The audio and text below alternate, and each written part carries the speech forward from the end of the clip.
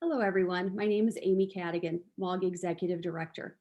I'm excited to welcome you to the first episode of MAAWG 5, a new video series where we connect with MAAWG members and experts on core issues and topics in the anti-abuse industry today.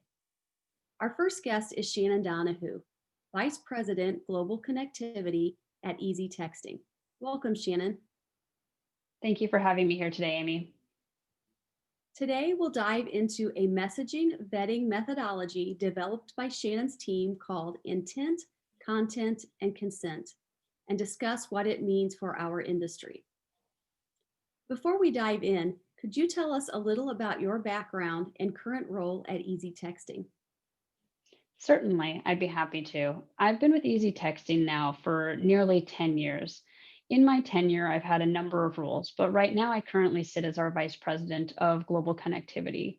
Under our team's purview are a number of things from vendor relations, quality of service, and of course, messaging compliance operations.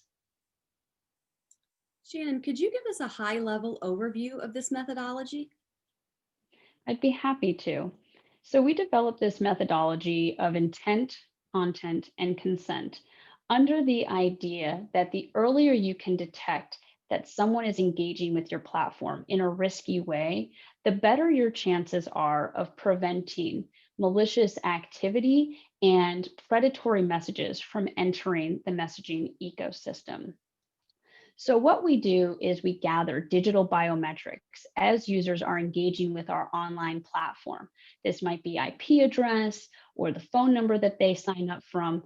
And based on this pattern of behavior, we've actually found that malicious actors tend to have markers that are easily discernible, especially when fed into a machine learning algorithm that can identify that what they're about to do is risky and possibly abusive. And so by gathering these digital biometrics up front, we've been able to, with a 90% success rate, block bad actors from even continuing engagement with our platform before they've ever even written a message. Now, if all of your digital biometrics check out and it doesn't seem like you have any sort of malintent, we move on to the content piece. So, Easy Texting is a text messaging platform. And a few years ago, if you rewind the clock, trying to discern a lot from 160 characters, which is traditionally the character limit of a standard text message, was very challenging. But technology has come a long way. And so now, even from 160 characters, we can look at things like sentiment, potential policy violations, which are specific to our text messaging industry.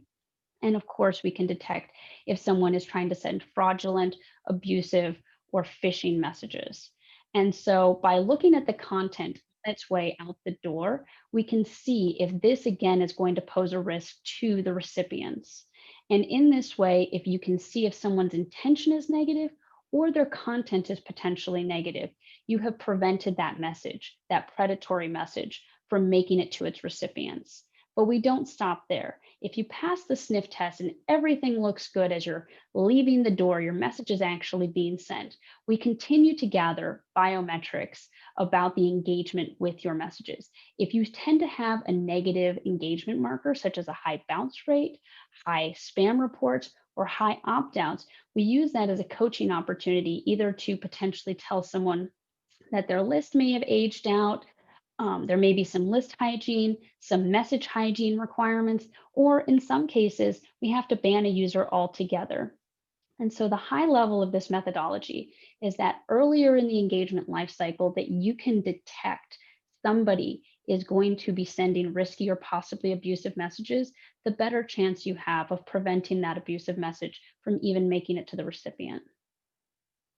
Great. Has the industry traditionally lacked standards for ethical messaging? Why was this needed?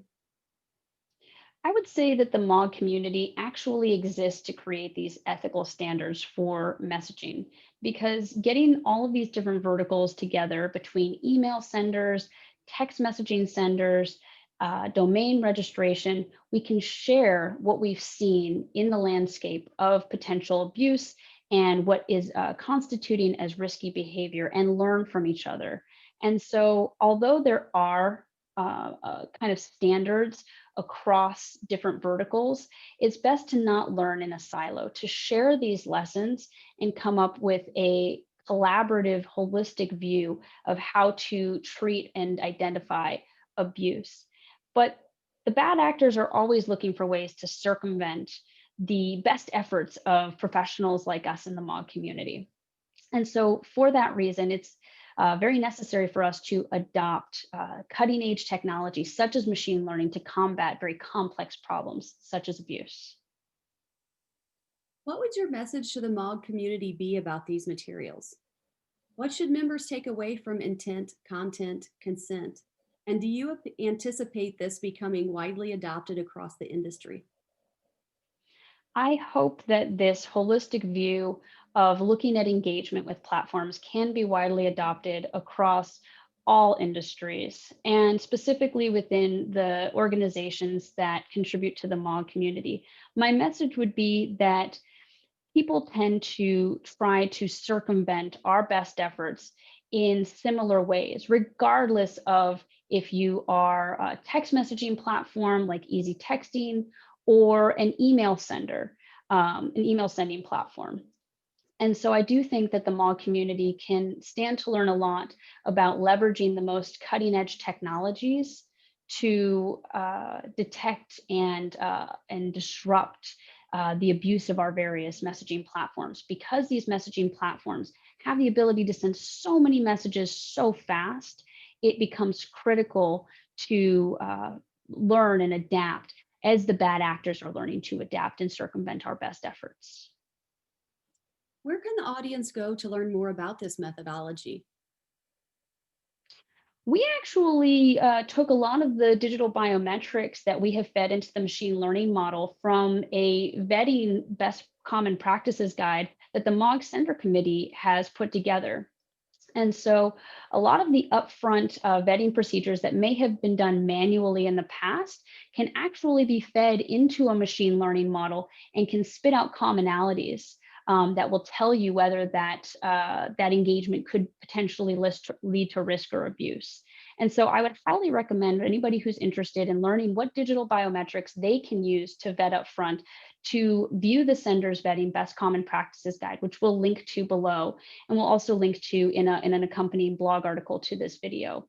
And it's not just about vetting up front, it's really about re-vetting to ensure that the guardrails that you've put up when somebody enters your platform continue to exist, and that there's no changing of use case or potentially a hostile account takeover. So the best common practices guide really will go into depth on both the vetting and re-vetting aspects that we've been able to integrate with our machine learning technology. Great. Thank you for joining me, Shannon. I really appreciate your time. Stay tuned for the Thank you. next edition of MOG 5.